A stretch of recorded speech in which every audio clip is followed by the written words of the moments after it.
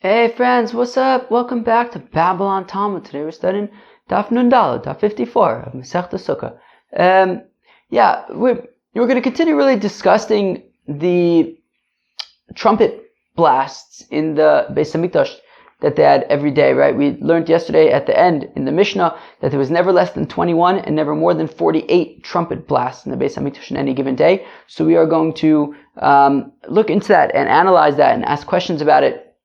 Along the way, we will see the opinion of Rav Acha Reb Chanina, which is that, he says that when it comes to a Korban Musaf, on days when there are multiple Korban Musafim, for example, let's say Rosh Chodesh falls on Shabbos, you have a Musaf for Shabbos, you have a Musaf for Rosh Chodesh, he says that there would be 9 trumpet blasts for each respective Musaf, and then that kind of then dominates the discussion for a bit as well. It's going to even take us into tomorrow.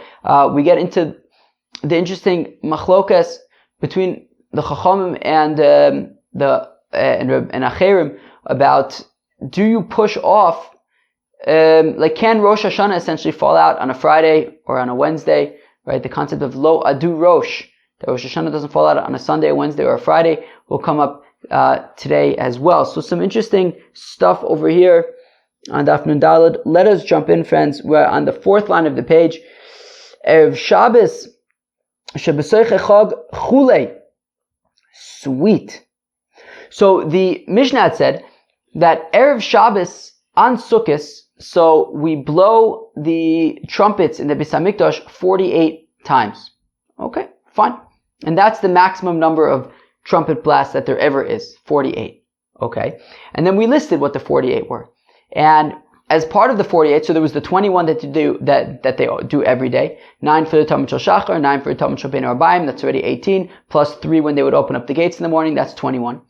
Now, on Sukkot, in addition to that, there was also the Musaf, so 21, so that was another 9, so 21 and 9 is now 30.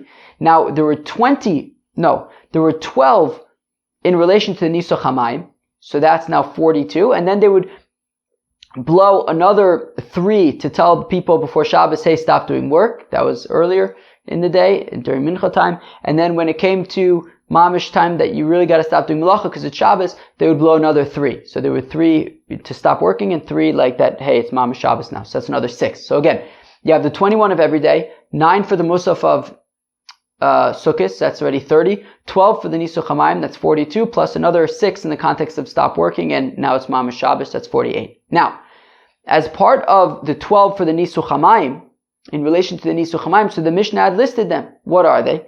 So they would blow 3 blasts. There would be 2 Kohanim that were standing by the Shar Nicanor, and when it was time to go and get the water, so they would blow 3 blasts from the Shar Nicanor. Then they would go down the stairs and get to the Ezras Noshin, blow another 3 blasts, and then continue blowing, holding the blow until they get to the gate that goes out to Har HaBayis from the Ezras Noshim. Okay, so that's another 3. So 3 and 3 is now 6. Then they would go and draw the water and come back to the Beis Hamikdash into the Shar HaMayim, and they would blow another 3. So that's 9. And then when they would stand up the Aravis by the Mizbeach, so there would be another 3. That's 12. Now, the interesting thing is that in the previous Mishnah, on Daf Nun Aleph Mud Beis, the Mishnah had discussed the different shofar blows that they would blow, and they had mentioned that the Kohanim would blow the shofar, not the shofar, the chatzotzos, the trumpets. The Kohanim would blow the trumpets at the Shar Nicanor. Now, in that Mishnah, on Nun Aleph Mud Beis, it then said that then they would go to the 10th step, and on the 10th step, they would blow another 3. Now, in our Mishnah over here, when it's listing the 48 on Erev Shabbos Sukkot, it leaves out the trumpet blasts from the 10th step. So what the Gemara is asking right now is, what happened to the trumpet blasts that were mentioned in the previous Mishnah that took place on the 10th step, going down from the Shar Nicanor to the Ezras Nashim? Chev, you got the kasha, right? Masnisa Mani Rabbi Eliezer ben Yaakov he. So our Mishnah over here that leaves out the trumpet blasts on the 10th step this Mishnah is Rabbi Eliezer ben Yaakov. The Tanya is we learn in the Brisa Shalosh L'mayla Asiris, that on the 10th step there would be 3 trumpet blasts. Rabbi Eliezer ben Yaakov Omer Shalosh al Gabi HaMizbeach. Whereas Rabbi Eliezer ben Yaakov says that no, there were no 3. Well, let's say this. Rabbi Eliezer ben Yaakov says that there were 3 trumpet blasts when they stood up the Aravis by the Mizbeach.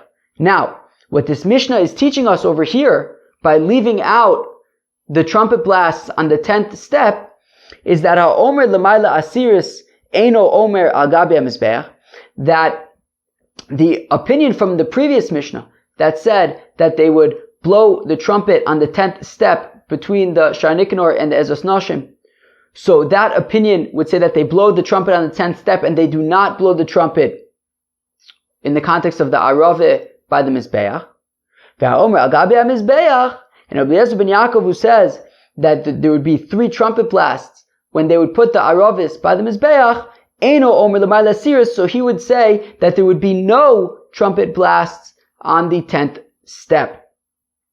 So that's what we're learning in our Mishnah, that our Mishnah is like Rabbi Eliezer ben Yaakov, that there is no, or essentially when he says that there would be 3 trumpet blasts in the context of the Araveh, when they would stand up the Aravah by the Mizbeach, so he says that is where there would be 3. There would be no 3 trumpet blasts on the 10th step. My time is Rabbi Eliezer ben Yaakov. How come Rabbi Eliezer ben Yaakov says that there would be trumpet blasts by the Araveh and not by the 10th step? Because Kevin the Tokal of Sicha Shairim L'mayla Asiris Lomali.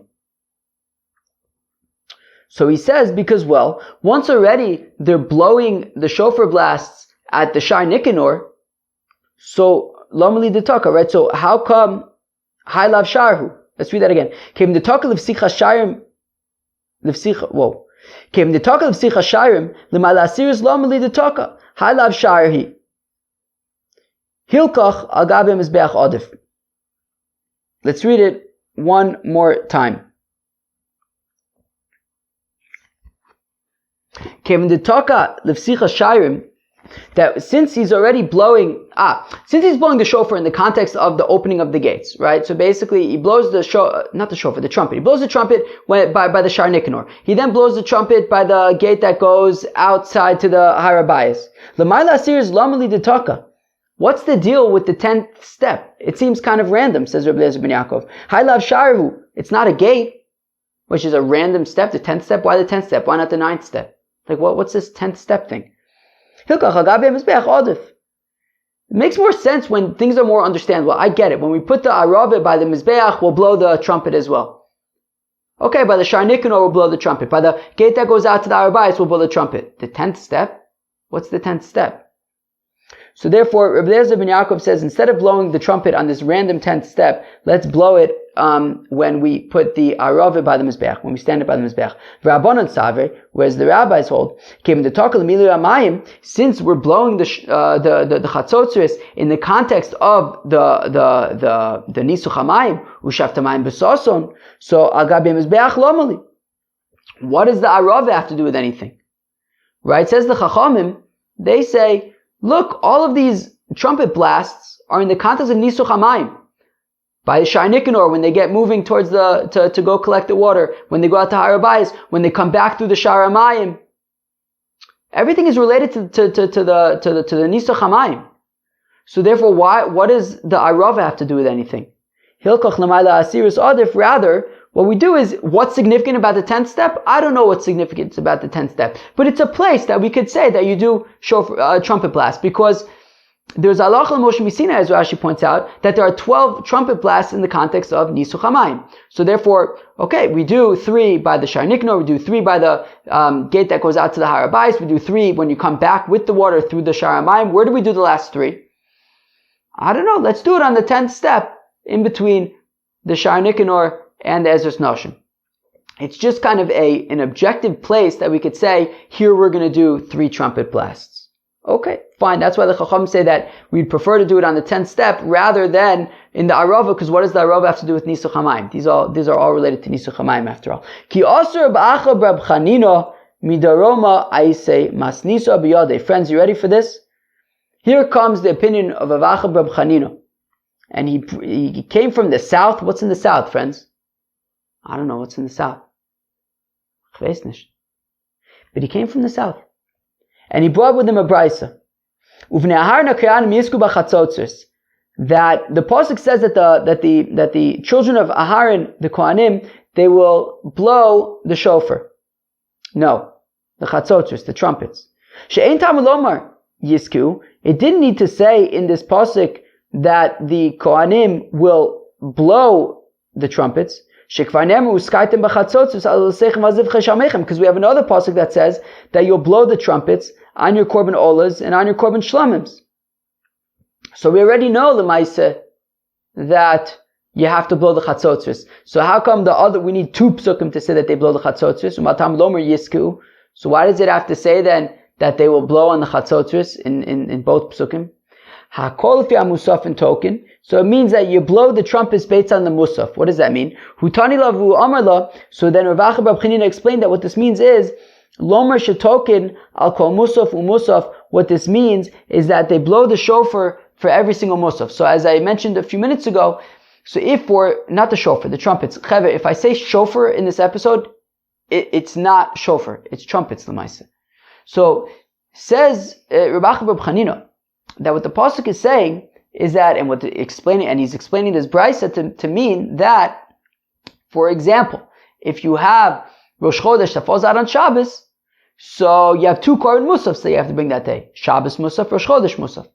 So says Rav Acha Bar Chanina, what's going on here is that you would blow the chatzotzris 9 times during the song that you would sing for the Shabbos, for probably the Shir Shal Yom of Shabbos, as well as another 9 times when offering the korban, right? So 9 times during the korban musaf of Shabbos and 9 times during the korban musaf of Rosh Chodesh. Okay, fine. We learn in our Mishnah. What do we learn in our Mishnah, friends? Okay, so Friday of Sukkot, okay, Hayusham Memches. There were 48 shofar blasts, chatzotzos blasts in the Beis Hamikdash on Erev Shabbos, on Friday of Sukkot. Okay. Vim Isa Lesnei Shabbos shebesoch echad. Let's also mention Shabbos shebesoch echad mishkachas socham shem echad, and you'll find 51. What does that mean? Who could explain this? Who could explain this to me? I don't know what it means. Who could tell me what it means? You're not going to help me out over here? Friends, the question is like this.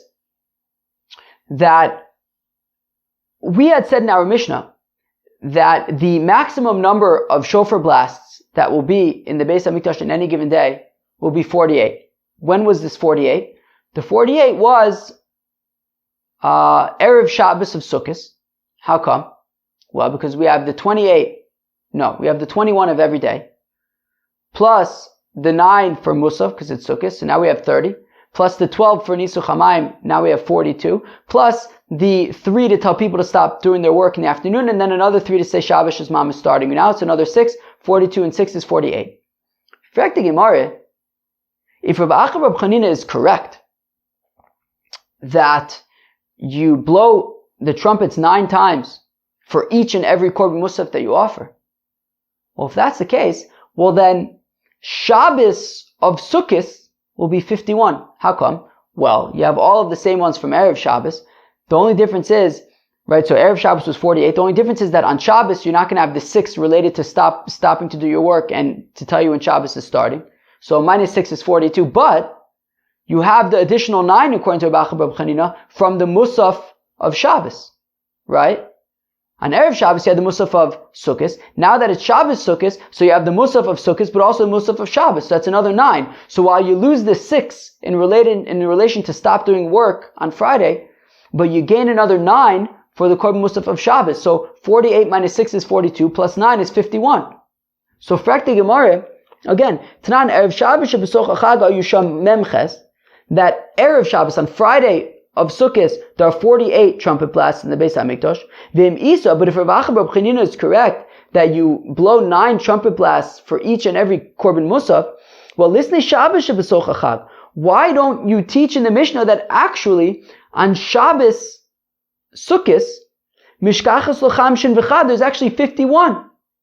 Because you have the 48 of Erev Shabbos minus the 6 related to stopping to doing work. So now that's 42, but plus the 9 of the Musaf of Shabbos is 51 the Maisa. Amr B'Zer L'Fishein Token L'Fsich HaShayrim B'Shabbos. So B'Zer says, well, we don't blow the trumpets when they open up the gates on Shabbos, right? So the Mishnah had said that every single day there's 21 trumpet blasts, the first 3 of which are when they open up the gates of the Azara in the morning. Says Reb Zera, that doesn't happen on Shabbos. On Shabbos they don't blow the trumpets when they open up the gates of the Azara, and therefore, says Reb Zera, the 51 that you're going to calculate for Shabbos of Sukkot, you have to subtract 3 because they're not going to be blowing the trumpets when they open up the gates in the morning. So it's really just 48. And that's why they don't list Shabbos Sukkot. Now, ask Rav Akasha.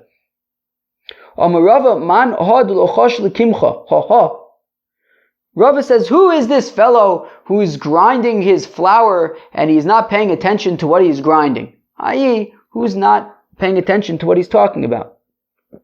Chada, question number 1 says Rava, Chol Yom Tanan. Question number 1 is that the Mishnah had said that Kol Yom, every single day, there would be 21 shofar blasts. Trumpet blasts in the Beis HaMikdash. Every day.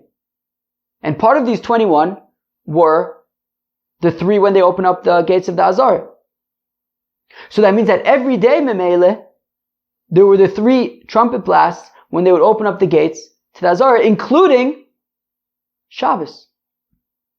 So therefore, says Rav, for Reb Zera to argue that on Shabbos they didn't blow the 3 blasts when they open up the gates of the Azara, preposterous, Lamaisa. The Mishnah says every day, including Shabbos. V'od, and more so, inami ka'adodei ninhu. And if what Reb Zera is arguing is even correct, that on Shabbos, Sukkot, there were 48, not 51. Well, lesnei Shabbos shebesoich chag hayu shamai boim v'shmonim. Well, then guess what, says Rava? If Reb Zera is correct, that we subtract 3 from 51 and we're left with 48, which means that now we have 2 days that are 48 trumpet blasts. There's Erev Shabbos, Sukkot, which we said is 48 blasts. But then there's also Shabbos Sukkot itself, which we're saying was 51, but because there's no opening of the gates blasts, so minus 3, so it's 48. So we have Erev Shabbos and Shabbos on Sukkot are both 48 blasts. Well, then says Rave, how come the Mishnah chose for its example to be Erev Shabbos Sukkot? Rave says that the better example would actually be Shabbos Sukkot. If we're saying that Shabbos Sukkot has 48 trumpet blasts, that would be the better example to bring. Dishmas mina tarte. Because that would teach me 2 things. As we learned earlier on the Amud, that from our Mishnah we learn that Rabbi Eliezer ben Yaakov says that there would be no trumpet blasts on the 10th step. Right? We learn from that because we leave out the trumpet blast on the 10th step. So we see that our Mishnah is Rabbi Eliezer ben Yaakov, and that Rabbi Eliezer ben Yaakov holds that there's no trumpet blasts on the 10th step. So we learned that from our Mishnah, right? That was the first thing that we asked in our Gemara. Hey, our Mishnah left out the 10th step. We said, it's Rabbi Eliezer ben Yaakov. He doesn't blow trumpet on the 10th step. So we see from our Mishnah that according to Rabbi Eliezer ben Yaakov, there would be no trumpet blast on the 10th step during the Nisuch HaMayim. But says Rava, if instead of mentioning Erev Shabbos, we would mention Shabbos of Sukkot, well, you would have the same thing. You would still list what all the blasts are, and you would leave out the blasts that happen on the 10th step. And in Mela, we would see the same thing. There, according to Rabbi Eliezer ben Yaakov, there's no blowing of the trumpets on the 10th step. So in terms of that, we could learn out Rabbi Eliezer ben Yaakov both whether it's Friday or whether it's Shabbos. But the benefit of teaching Shabbos rather than Erev Shabbos is that I would learn out another thing as well.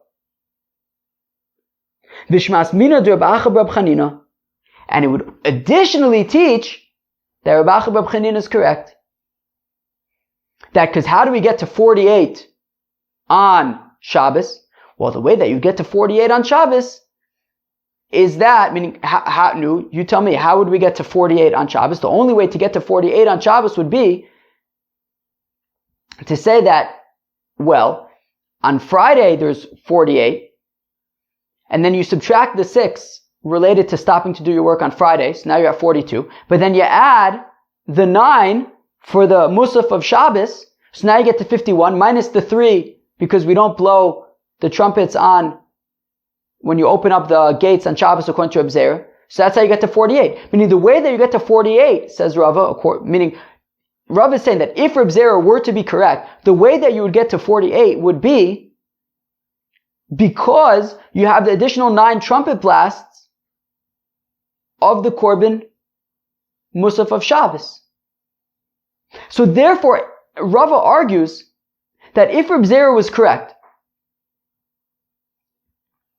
that there's no blowing of the trumpets when they'd open up the gates in the morning, and therefore on Shabbos, and therefore on Shabbos of Sukkot there would be 48 blasts.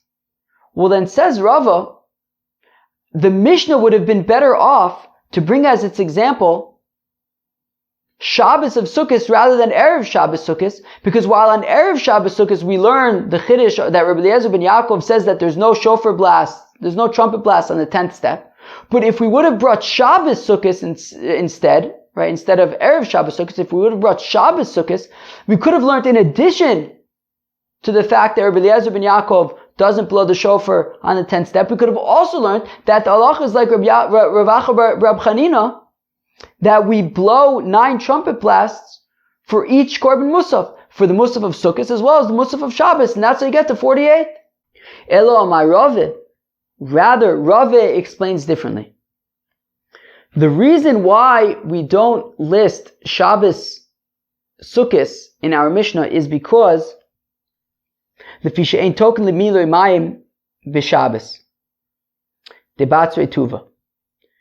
Rather, Rava says that the reason why we don't mention Shabbos Sukkot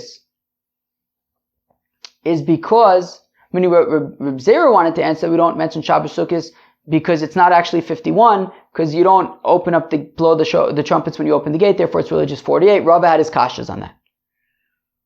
Rava says, you know what the reason why we don't mention Shabbos Sukkot in our Mishnah? Because on Shabbos, we don't blow the 12 blasts related to the Nisuch HaMayim. Because on Shabbos Sukkot, we chop the water already from Friday, from the day before, as we learned in an earlier Mishnah. That they would fill it up the day before and leave it in the Beis Hamikdash. And therefore, since they already filled it up from Erev Shabbos, they wouldn't do the 12 trumpet blasts on Shabbos. And therefore, even if you might be starting out with 51, but you have to then subtract 12 because you're not doing any of the Nisuch HaMayim related blasts, 51 minus 12 is 39. I mean, it's not even close to 48. So therefore, the Batzrei Tuva, now already it's no contest, which is why we mention Erev Shabbos of Sukkot, not Shabbos Sukkot, because Shabbos Sukkot is not 51, it's 39, which is not even close. But now for the Gemara, but still, why is Erev Shabbos of Sukkot the example of 48 shofar blasts? What about What about when Rosh Hashanah falls out on Shabbos? Because in that case, there's 3 Korban Musafs. Musaf de Rosh Hashanah, Musaf de Rosh Chodesh, Musaf de Shabbos. In that case, there are 3 Korban Musafs. Musaf of Rosh Hashanah, Rosh Chodesh, and Shabbos. And if Rabbi Acha Reb Chanina is right, that we blow 9 blasts for each Korban Musaf. So 9 times 3 for each of the 3 Musafin is 27, plus the 21 that they do Mimele in the Beis HaMikdash every day. So 21 and 27 is 48. So again, how come we chose to list Erev Shabbos Sukkot? What about when Rosh Hashanah falls out on Shabbos? That there's 48 blasts. So Erev Shabbos Shebesocha Chag, it's Trichle. So the Gemara answers, we needed to teach specifically Erev Shabbos of Sukkot, le'ashmo'inon, to teach us Kedar Rabbi Eliezer ben Yaakov, because we have to learn about Rabbi Eliezer ben Yaakov, who says that there's no trumpet blast on the 10th step, and if we would teach Rosh Hashanah that falls out on Shabbos, we wouldn't be able to learn Rabbi Eliezer ben Yaakov's opinion, and therefore we mention Erev Shabbos of Rosh Hashanah, Erev Shabbos of Sukkot, in order to teach Rabbi Eliezer ben Yaakov's opinion, which is that there's no trumpet blast on the 10th step. But then, but who says they have to be mutually exclusive? Who says that if we teach Erev Shabbos of Sukkot, then we cannot teach Rosh Hashanah that falls out on Shabbos? Teach both of them. Why not? If there are 2 examples of when there are 48 trumpet blasts that happen in the Beis HaMikdash, teach both examples. Teach Erev Shabbos of Sukkot and teach Rosh Hashanah that falls out on Shabbos. Why do they have to be mutually exclusive? Tana v'shayir. So the Gemara says, well, Tana v'shayir. That's our answer. What does that mean? Tana v'shayir means that the Mishnah didn't want to teach every single example. After all, Rosh Hashanah that falls out on Shabbos isn't the only example that the Mishnah left out. There are other examples also that the Mishnah left out. The Mishnah wasn't listing every single example of when there are 48 trumpet blasts in the Beis HaMikdash. The Mishnah listed one example, Erev Shabbos Sukkot, because it wanted to teach us the Chiddush of Rabbi Eliezer ben Yaakov that there's no trumpet blast in the 10th step. But it didn't list every example. It didn't, there are other examples that are left out as well. It's not just Rosh Hashanah that falls out on Shabbos that it left out. My shire, thy shire. So the Gemara says, okay, tell me more. Okay, tell me. So what else was left out? What makes Rosh Hashanah that falls out on Shabbos not unique? It's not the only one that didn't make the cut. What else didn't make the cut? Shire Erev Pesach.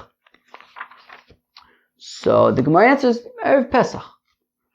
Because, as we learned in Masechta Pesachim, that the Korban Pesach was slaughtered in 3 shifts, and in each shift they would read Hallel, and when they read Hallel, they would blow the trumpet 3 times. And it says that for each shift, they would have to, in order to get through all the Korbanis, all the Korban Pesachs, as we learned about in Masechta Pesachim, they would end up having to read the Hallel 3 times. And in Meileh, if they read the Hallel 3 times on a shift, and there are 3 shifts, and each time they read Hallel, there's 3 shofar blasts. So that means that there are 3 trumpet blasts. So that means that each shift has 3 times Hallel, i.e. 3 times shofar trumpet blasts. So 3 times 3 is 9. So each shift had 9 trumpet blasts, and there were 3 shifts. So Memela, that's 27 trumpet blasts, plus the 21 that they already do in the Beis HaMikdash anyways. 21 and 27, the Maisa is 48. And we're saying that that's another example of 48 trumpet blasts in the Beis HaMikdash, and we left that out as well. So Rosh Hashanah that falls out on Shabbos is not unique. There's also Erev Pesach that was left out. The Mishnah Dafka mentioned Erev Shabbos of Sukkot to teach us the Chiddush of Rabbi Eliezer ben Yaakov. But it didn't list every example. It left out Rosh Hashanah on Shabbos. It left out Erev Pesach. Imishum Erev Pesach lav shiuru. Tush Gemara says, wait a second. Erev Pesach is not a good proof, because there were not actually 48 trumpet blasts on Erev Pesach, because I can argue the Amani Rabbi Yehuda. I can argue that the author of our Mishnah perhaps is Rabbi Yehuda. The Amr Mimeim Shel Kashlishis Lo Yigia Lomer Ahavti Ki Yishma Hashem Pnei Shayu Am Muatin. Rabbi Yehuda's opinion in Pesachim was that when it came to the 3rd shift of Korban Pesach, there wouldn't be so many, it wasn't such a busy shift, and they would be able to process all of the Korban Pesachs within the first Hallel, the first time around of Hallel, which means that forget about, right, we said that in each shift they would have to recite Hallel 3 times. Says Rabbi Yehuda, by the time the third shift came around, there weren't so many people left, they wouldn't even have to finish Hallel once. Forget about the second and third time. They would only say Hallel, not even one time, which means that they were only blowing the trumpets one time, right, at the beginning of that first Hallel, which they didn't even need to finish. Which means that the first 2 shifts had 9 trumpet blasts, so that's 18, but the third one was only another 3, so that's 21. So the 21 that happened in the Beis Hamikdash Memela every day, plus 21 from the Korban Pesach is 42, it's not 48. So therefore, we can argue that our Mishnah is Take Rabbi Yehuda, who says that in Erev Pesach, there were actually only 21 trumpet blasts in relation to the Korban Pesach, and add that to the 21 that happened every day Memele, 21 and 21 is 42. That is not going to be 48. 1 second, Frekti Gemara. V'omart Reisha Dilok Rabbi Yehuda. But 1 second, the first thing that our Gemara said after the Mishnah was that this Mishnah is not Rabbi Yehuda. The first thing that our Gemara said was explicitly, this Mishnah is not Rabbi Yehuda. Because Rabbi Yehuda says that there was never less than 7 trumpet blasts and never more than 16 trumpet blasts in any given day in the Beis HaMikdash. Whereas our Mishnah had said never less than 21, never more than 48. So we said that our Mishnah is Dafka not Rabbi Yehuda. Now we're saying our Mishnah is Rabbi Yehuda. And therefore on Erev Pesach there was only 42 trumpet blasts. Which one is it? Is it Rabbi Yehuda or isn't it Rabbi Yehuda?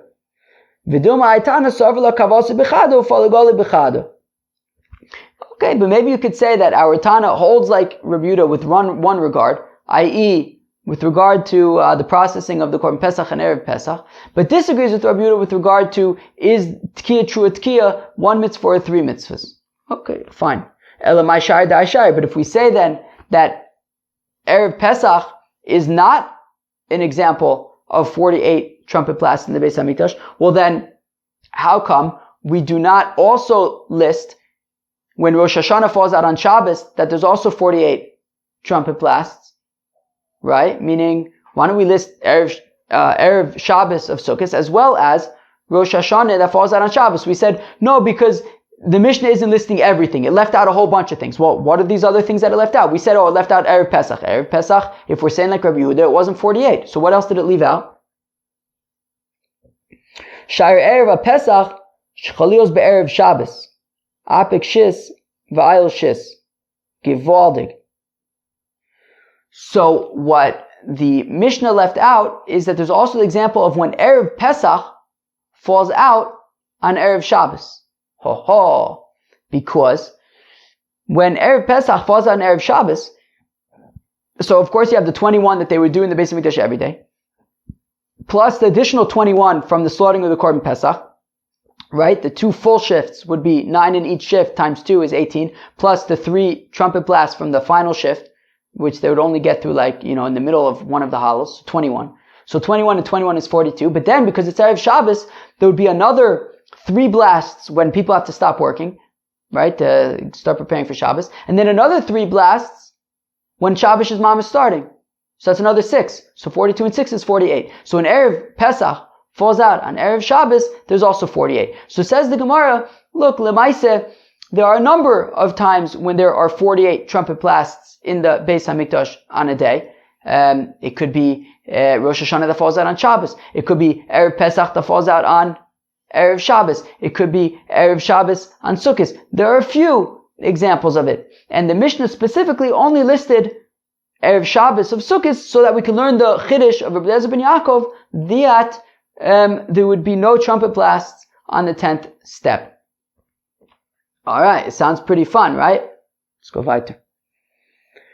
Okay, fine. So the Mishnah had said that there is never going to be more than 48 trumpet blasts in the Beis HaMikdash. So of course, Fekti Gemara, Vilo?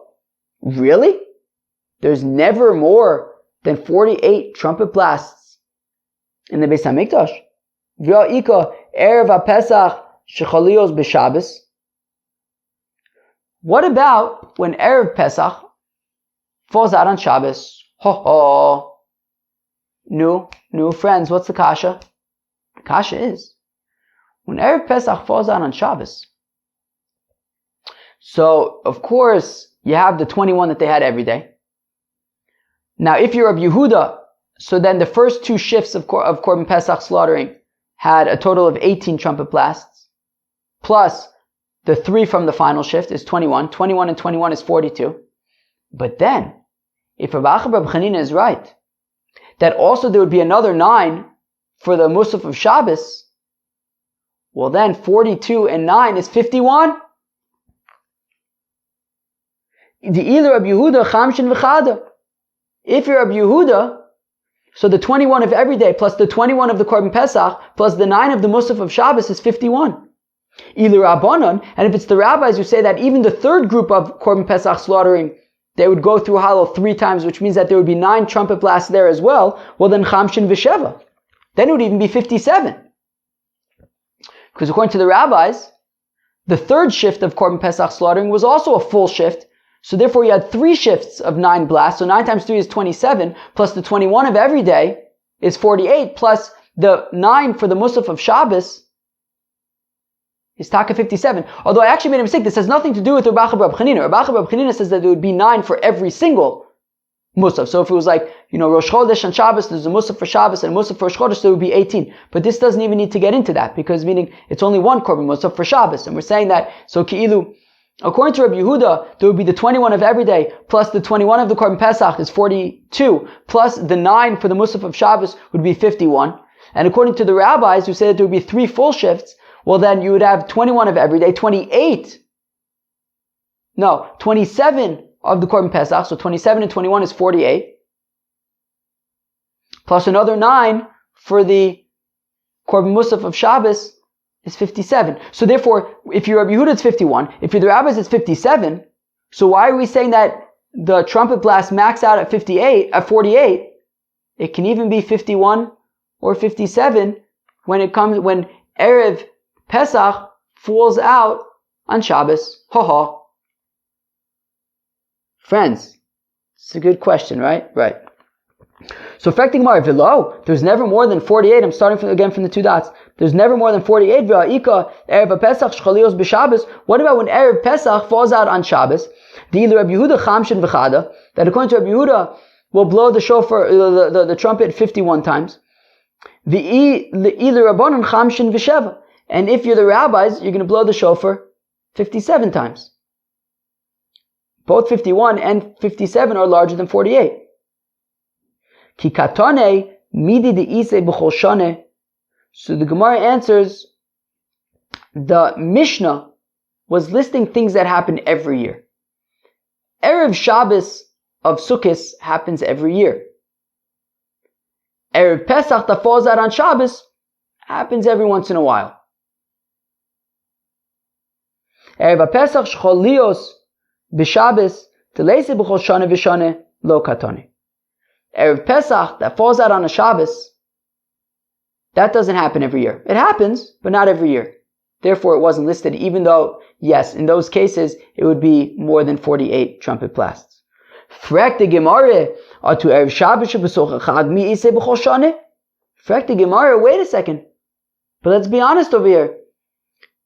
Erev Shabbos, a Friday of Sukkot, that doesn't happen every single year. Zimnin d'lo mishkachasla vehechidami. Sometimes it won't work out. Kigon shchol yom tov rishon be'erev Shabbos.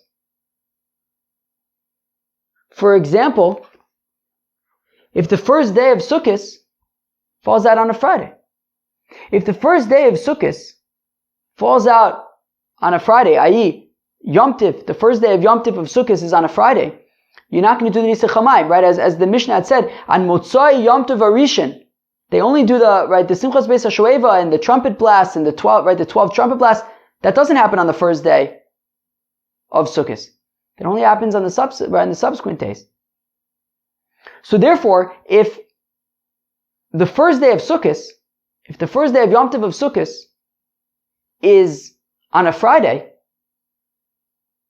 right? The first day of Sukkot is on a Friday, So in that case, you're not going to have 48 trumpet blasts because you're not doing the 12 for the Nisuch HaMayim. And therefore, you're going to have significantly less than 48. So therefore, we see that Erev Shabbos of Sukkot also doesn't necessarily fall out every single year in a way that you'll have 48. Right, in a way that you have 48 trumpet blasts. Right? Because what we had said, that the reason why we leave out Erev Pesach that falls out on Shabbos, even though there would be more than 48 trumpet blasts, but we leave it out because it doesn't happen every year. That Erev Pesach falls out on Shabbos doesn't happen every year. But guess what? Erev Shabbos that falls out on Sukkot also doesn't happen every year. Because in the event that the first day of Sukkot is a Friday, we don't have the 12 blasts of the Nisuch HaMayim, in which case we have less than 48 also. So we don't have this 48 situation every year. So, and for the Gemara, Ki mikal inon yom tiv rishon be'erev Shabbos madche dochinon le. So, and for the Gemara, well, I'll tell you a secret, says the Gemara. Actually, the first day of Sukkot will never be on a Friday. The first day of Sukkot will never be on a Friday. Says the Gemara, Ki mikal inon yom tiv rishon be'erev Shabbos. If ever it would be that the first day of Sukkot were to fall out on a Friday, madche dochinon le. We would add a day to Elul and push everything off by a day, so that the first day of Sukkot will be on a Shabbos rather than on a Friday. You're never going to have the first day of Sukkot be on a Friday. My time, how come? Well, because Kevan de Iklo Yom Tov Harishon Shel Chag Leos Be'erev Shabbos. Guess what, friends? Yom HaKippurim Emas Have B'Chad B'Shabbos Hilkoch Dochinon Le. Ha ha, friends. If the first day of Sukkot is on a Friday, now the first day of Sukkot is the 15th day of Tishrei. If the 15th day of Tishrei is a Friday, so the Memele Yom Kippur was a Sunday. And the way I figured it out, I don't know why, if this is a better way to figure it out, but if the 15th day of Tishrei is a Friday, that means that Memele, the first day of Tishrei, was also a Friday. 14 days earlier was a Friday. I.e., the first day of Rosh Hashanah was a Friday. Which means that a week later, the 8th day of Tishrei would also be a Friday. 2 days after that, Saturday, Sunday, Yom Kippur is a Sunday. And we don't want to have Yom Kippur on a Sunday. We don't want to have Yom Kippur on a Friday. We don't want to have Yom Kippur on a Sunday. And therefore, the first day of Sukkot will never be on a Friday. Because if the first day of Sukkot is on a Friday, Mimele, that means that Rosh Hashanah was also on a Friday, and Yom Kippur is going to be on a Sunday. We don't want to have Yom Kippur be on a Sunday, so we'll add a day to Elul, so that the first day of Sukkot, that Rosh Hashanah will be on a Shabbos, the first day of Sukkot will be on a Shabbos, Yom Kippur will be on a Monday. Now, we also don't want Yom Kippur to be on a Friday, which means that also Rosh Hashanah and Sukkot, the first day of Sukkot, also cannot be on a Wednesday either, because that would mean Memele that Yom Kippur would be on a Friday, which we don't want to do either, right? So, there's this concept of Lo Adu Rosh, that if Adu stands for Aleph, Dalet, Vav, that we don't have Rosh Hashanah on a Sunday, on a Wednesday, or on a Friday. This would explain why we don't have it on a Wednesday or a Friday, because if Rosh Hashanah is on a Wednesday or a Friday, that means that Yom Kippur would be on a Friday or a Sunday, which we don't want to have. So therefore, says the Gemara, you're never going to actually have a situation of the first day of Sukkot being on a Friday, because that would create Yom Kippur complications. So we would always add a day to Elul to make sure that Yom Kippur that the first day of Sukkot would actually be on a Shabbos, in which case there would be an Erev Shabbos of Sukkot, and it would be 48 trumpet blasts in the Beis Hamikdash every single year, guaranteed. Wow. But the Gemara is not going to accept that so quickly. is this really true? Do we really just add a day to Elul so that Yom Kippur won't fall out on a Friday or a Sunday? But we learn in a Mishnah, we have a Mishnah that says that the leftover fats of the Talmud Rabbeinu Arbaim of Shabbos, if they didn't get burned on Shabbos, they could be offered that night, even if that night is Yom Kippur. Which means obviously that Yom Kippur could be that night, that Yom Kippur could be on a Sunday. And Reb Zera said, that when we were in, I don't know if this means literally by Rav, I don't know about that, but maybe Dafka like in the Bismedrash in Bavel, because I think Reb Zera, when he was in Bavel, I think was a student of Rav Yehuda, who was in Pumbedisa. So if he was in Pumbedisa and Rav was in Surah, so then maybe it doesn't necessarily mean that Dafka the Bismedrash of Rav, maybe it means like the Bebe Rav, like by the Bismedrash. So I'm not exactly sure. But it says Reb Zera that when he was in Bavel, Hava Amri, they said, Haditanya, that which we learned in a Brisa, Yom HaKippurim Shchalios Erev Shabbos, that when Yom Kippur falls out on a Friday, Lo, are you talking? They wouldn't blow shofar, before Shabbos starts to say, like, stop doing work, or that Shabbos is starting, right? Meaning, generally on Friday, as we have said, there's like 6 shofar, trumpet blasts to tell people to wrap up their work, and Shabbos is starting.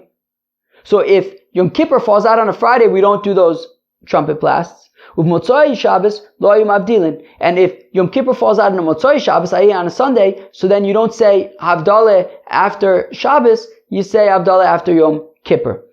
Divrei Akoli. So when I was in Bavel, they would say that this was according to everybody, according to Rabbi Kiva, according to Rabbi Shmuel. Kislikas lehasam, when I got to Eretz Yisrael, Ashkichasa the Rabbi Yehuda bred Rabbi Shimon ben Pazi the Yosef v'ka'amar Rabbi Akiva, that it's Dafka Rabbi Akiva's opinion. Okay, the machlokas between Rabbi Akiva and Rabbi Shmuel is not important here. What is important is that Reb Zera is quoting this brisa that says Yom Kippur could be on a Friday or on a Sunday. That when Yom Kippur falls out on a Friday, we don't blow the trumpet blasts before Shabbos, and when Yom Kippur falls out on a Sunday, we don't make Havdalah after Shabbos. So we see Memele from the Braise that Yom Kippur could be on a Friday and on a Sunday. Different years, obviously. So while we said a minute ago that the first day of Sukkot can never fall out on a Friday, because if it would fall out on a Friday, Memele, we would add a day to Elul to push it off by a day, so that Yom Kippur would not fall out on a Sunday. But here we have a Mishnah and a Braisa saying that Yom Kippur could fall out, right? Right, certainly on a Saturday night, Sunday, but also on a Friday. And for the Gemara Lokasha or Rabbanan Acherim, it's a machlokas. It's a machlokas between the Acherim is Reb Meir and the rabbis.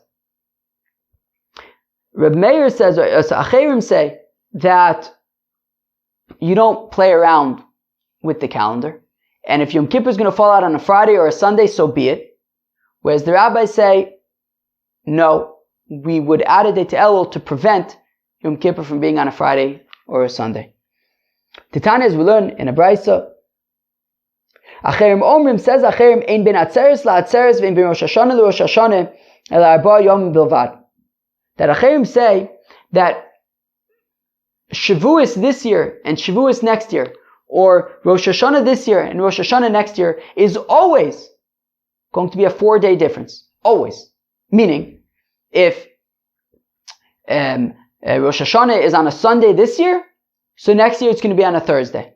Always. If it's on a Monday, next year it'll be on a Friday. Always, always, always. Always a 4-day difference, because, says Acherim, each month is 29 and a half days. Now we don't have 29 and a half day months. We have, so one month will be 30, the next month will be 29, So we do 30, 29, 30, 29, we alternate. That is that. It never gets tampered with. Always 29, 30, 29, 30, 29, 30, or maybe 30, 29, 30, 29, whatever it is. Which means that you have 6 months of 30 days, 6 months of 29 days, a total of 354 days. Now, 7 days goes cleanly into 350, that would be 50 weeks, which leaves another 4 days, which means that every single year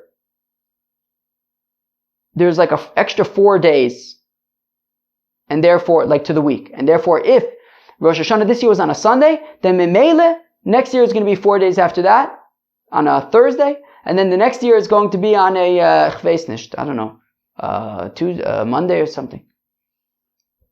So that's Acherim's opinion. That we do not mess around with the calendar. It's just always 354 days and always a 30-day month followed by a 29-day month. Fine. And therefore, if Yom Kippur is going to fall out on a Friday, so it'll fall out on a Friday. If it's going to fall on a Sunday, it's going to fall out on a Sunday. You don't mess with it. Whereas the rabbis, right, and if it was a leap year, so there was an extra month, so that extra month would have 29 days. 29 days is, of course, 4 weeks and 1 day, so it will be Chamisha. Then it will be a difference of 5 days. Fine, if it's a leap year. So now, but the Chachamim say, not true. There are certain reasons why we might want to mess around with things. One reason being that we don't want Yom Kippur to fall out on a Friday or a Sunday. So if it's the case, so then we would move around, we would add a day to Elul to push things off by a day. And therefore, when we say that it's an impossibility for the first day of Sukkot to be on a Friday, that's according to the Chachamim, who say that we would end up just adding a day to Elul, pushing it off by a day in order to prevent Yom Kippur from being on a Sunday. Fine. Meisvei. We have a kasha against Rav Acha Reb Chanina. Remember, Rav Acha Reb Chanina's opinion was that whenever you have multiple korban musafs, so you blow 9 trumpet blasts for each musaf.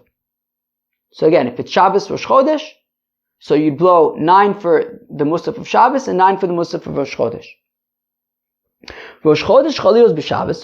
So fact the Gemara, we have a brayso that says that if Rosh Chodesh falls out on Shabbos, Shir Shel Rosh Chodesh Doche Shir Shel Shabbos, that the Shir Shel Yom of Rosh Chodesh, which mistame is Baruch Nafshi, Doche Shir Shel Shabbos, it pushes off the Shir Shel Yom of Shabbos, which is Mizmor Shel Yom Shabbos. V'i Isa. And if Rav Acha Reb Chanina is correct, that you would blow 9 trumpet blasts for each musaf, when do you blow the trumpet blasts? While they're singing the song. While the Levim are singing the Shir Shel Yom. Well, Lema de Shabbos, V'lema de Rosh Chodesh. Well, if Rav Acha Reb Chanina is correct, then what does it mean that the song of Rosh Chodesh pushes off the song of Shabbos? Do both of them. Right, because according to Rav Acha Reb Chanina, you're going to be blowing the trumpet for each korban. So do the Shir Shel Yom of Shabbos and blow the trumpet 9 times. Do the Shir Shel Yom of Rosh Chodesh and blow the trumpet 9 times. Do both of them. Why does one have to push off the other? Rav Safra my doche likadim. So if Rav Safra answers, no, pushing off here doesn't literally mean do one and not the other. It means that it gets precedence. That the Shir Shel Yom of Rosh Chodesh gets precedence to the Shir Shel Yom of Shabbos. But you'll do both and you'll blow the trumpet 9 times for each. Ve'amai. The Gemara says, wait a second. Why should the Shir Shel Yom of Rosh Chodesh come first? Tadir v'sheinu tadir kodem. When you have something that's constant and something that's sporadic, the precedence goes to the one that's consistent. And therefore, the Shir Shel Yom of Shabbos happens every week. The Shir Shel Yom of Rosh Chodesh happens once a month. So I would think, based on the principle of Tadir v'sheinu tadir kodem, that when you have something consistent and something sporadic, priority goes to the consistent one. So then I would assume that I should do the Shir Shel Yom of Shabbos first. If we're saying that you do the Shabbos one and the Rosh Chodesh one, why should I give precedence to the Rosh Chodesh one? I should give precedence to the Shabbos one. Reb Yochanan says, Reb Yochanan leda shuk bar Rosh Chodesh bizmanu. So Reb Yochanan answers, well, we give precedence to the Shir Shel Yom of Rosh Chodesh so that it's clear that the Rosh Chodesh was established properly. Because as Rashi points out, the way that they would establish the new moon back then and decide when the first day of the month was based on eyewitness accounts. People would see the moon, they would come to the Beis Hamikdash, we'll learn about it in Masechta Rosh Hashanah. And they'll testify all sorts of stuff, interrogations and stuff. And they'll testify about the new moon. And maybe not everybody was so convinced that really the new moon was identified properly. So therefore, we do the Shir Shal Yom of Rosh Chodesh first to make it clear, like, no, there should be no doubt it is in fact Rosh Chodesh. That's why we give it precedence. Even though there's in general the concept of Tadir She'enu Tadir Kodim, that we give precedence to the more consistent thing, which in this context would be the Shir Shal Yom of Rosh Chodesh, of Shabbos, but nonetheless we have a point to make, which is that it is in fact Rosh Chodesh, there's no doubts about it, therefore we give precedence to the Shir Shal Yom of Rosh Chodesh to remove any doubt. But now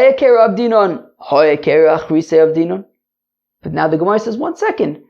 It sounds very nice to say that we say the Shir Shal Yom of Rosh Chodesh first in order to make it clear that it's in fact Rosh Chodesh, but there's something else that we're doing for that same reason, which is, the Tanan is we learn in the Mishnah, the fats of the Tomit Shel Shachar, or really the basically all the limbs of the Tomit Shel Shachar that go on the korb on the Mizbeach.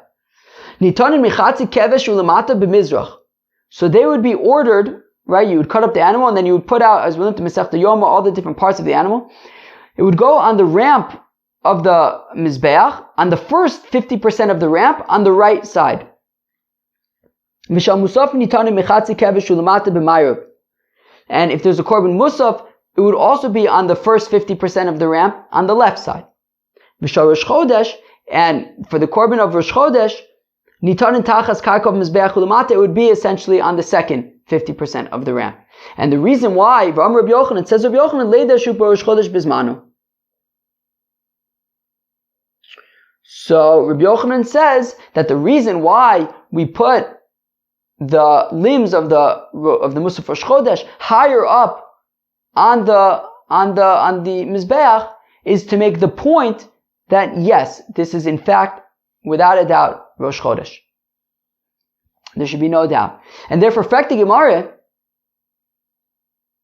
what do you mean that we do the Shir Shal Yom of Rosh Chodesh first to make it clear that it's certainly Rosh Chodesh? I thought we'd do something else for that point, which is that we put the korban, the limbs of the Rosh Chodesh korban on the higher up part of the ramp of the Mizbeach to make it clear that it's certainly Rosh Chodesh. So Tre'akei Rav Dinon to Chazi Hai Chazi v'Chazi B'Hai Chazi. So and for the Gemara that we do two. We do two of these things. So that if people notice that the Shir Shal Yom of Rosh Chodesh is coming first, that will serve as a sign that it's in fact Rosh Chodesh. And if people notice that the limbs of the Rosh Chodesh korban are higher up on the ramp of the Mizbeach, that will serve as a sign, whichever one people notice. But we do both. We don't necessarily have to do just one and not the other. Wow. Okay, Chevre, that was the Nun Dalet of Masechta Sukkah. Woo! That was like a jam-packed daf. So the daf started out by asking a question that the Mishnah had sort of conspicuously left out the blowing of the trumpet 3 times at the 10th step that was mentioned in an earlier Mishnah. So we said, how come it left it out? So we said, well, it's actually machlokas between the Chachamim and Reb Eliezer ben Yaakov. Chachamim say that you would blow the trumpet on the 10th step of going down from the Ezras Yisrael, from the Shar Nikanor to the Ezras Nashim. And there would be no trumpet blasts when the Arava was stood up next to the Mizbeach. And that's because these 12, there's Allah Moshe Misinai that with the Nisuch HaMayim, there's 12 trumpet blasts. And therefore all of the trumpet blasts should be in the context of the Nisuch HaMayim, nothing to do with the Arava. And therefore the 10th step is just an objective place that we could say, hey, stop here and do 3 of these blasts. Whereas Reb Eliezer ben Yaakov says, no, there was no blowing of the trumpet on the 10th step. Rather, there would be the blowing of the trumpet on by the Arava, when they would stand up the Arava next to the Mizbeach, because what's the 10th step? It's just a random step. It's not any kind of gate or anything. It's not the Shar Mayim. It's not the Shar Nikanor. It's not the Shar that goes out to the Har HaBayis. So what is it? So therefore, they say, just, says Reb Eliezer ben Yaakov, we don't blow the trumpet on a random 10th step. Rather, we blow the trumpet when we stand the Aravet next to the Mizbeach. Then we got to the opinion of Rav Chanina, which is that every time there's a Korban Musaf, we blow the trumpet 9 times for each Korban Musaf. And therefore, what this means is that, for example, if there is if Rosh Chodesh falls out on Shabbos, so you'll blow 9 trumpet blasts for the Korban Musaf of Shabbos as well as the Korban Musaf of Rosh Chodesh. But now we ask the Kasha, if that's the case, well then, on Shabbos of Sukkot, there will be 51 trumpet blasts. So, says the Gemara, so Reb Zera answers that by saying, well, actually, technically speaking, we don't blow the trumpet in the Beis Hamikdash when you open up the gates to the Azara on Shabbos, and therefore there isn't 51 on Shabbos of Sukkot, there's actually only 48. Rava argues on that, and he says, no, that's not the reason. The reason is because on Shabbos we don't do the 12 trumpet blasts for the Nisuch HaMayim, because we already filled up the water from Erev Shabbos. So therefore, once already you have to get rid of 12 of them, you have much less than 48. Then the Gemara asks, but Erev Shabbos of Sukkot isn't the only example of when there are 48 trumpet blasts. There's also when Rosh Hashanah falls out on Shabbos. There's also Rosh Hashanah falls out on Shabbos. So the Gemara says, yeah, it's true. There are other cases as well of 48 trumpet blasts in the Beis Hamikdash. For example, when Erev Pesach falls out on Erev Shabbos, there's also 48 trumpet blasts. And therefore, the Mishnah was not listing every single time that there were 48 trumpet blasts in the Beis Hamikdash. It just listed one example, and the example that it listed was Erev Shabbos of Sukkot, because it wanted to teach us the Chiddush about Rabbi Eliezer ben Yaakov that there is no trumpet blasts on the 10th stair. Then the Gemara says, wait, is it really true that there's never more than 48 shofar blasts in the Beis Hamikdash? What about when Erev Pesach falls out on Shabbos? In that case, there's definitely going to be more than 48. Because when Erev Pesach falls out on Shabbos, according to Rabbi Yehuda, who says that during the shechting of the Korban Pesach, there was only 21 trumpet blasts, well, then you're still going to have 51 trumpet blasts, and total on Erev Pesach falls out on Shabbos. And according to the Chachamim, who say that in the context of the shechting of the Korban Pesach, there were 27 trumpet blasts, well, then there's going to be 57 trumpet blasts that day. So why are we saying that the most that there ever is 48, when Erev Pesach falls out on Shabbos, there's certainly over 48. I mean, either 51 or 57. So the Gemara says, well, Erev Pesach that falls out on Shabbos doesn't happen every year. Happens sometimes, but not every single year. Our Mishnah is listing something that happens every year, which is Erev Shabbos of Sukkot happens every single year, and there's always going to be 48 trumpet blasts that day. To which the Gemara asks, wait a second, but what if the first day of Sukkot if the first day of Yom Tov, right? I mean, the first day of Sukkot is on Friday. If that's the case, then you're not doing the 12 of the Nisuch HaMayim, because we don't start until after the first day of Yom Tov. In which case, it's going to be less than 48. So which the Gemara says, yeah, but the first day of Sukkot will never be on a Friday, because if the first day of Sukkot is on a Friday, Memele Yom Kippur was on a Sunday, and we don't do Yom Kippur on Sunday. To which the Gemara says, it's actually, we asked, wait, is that really true? We said it's machlokas between Acherim and the Chachamim. Acherim say, we don't mess with the calendar.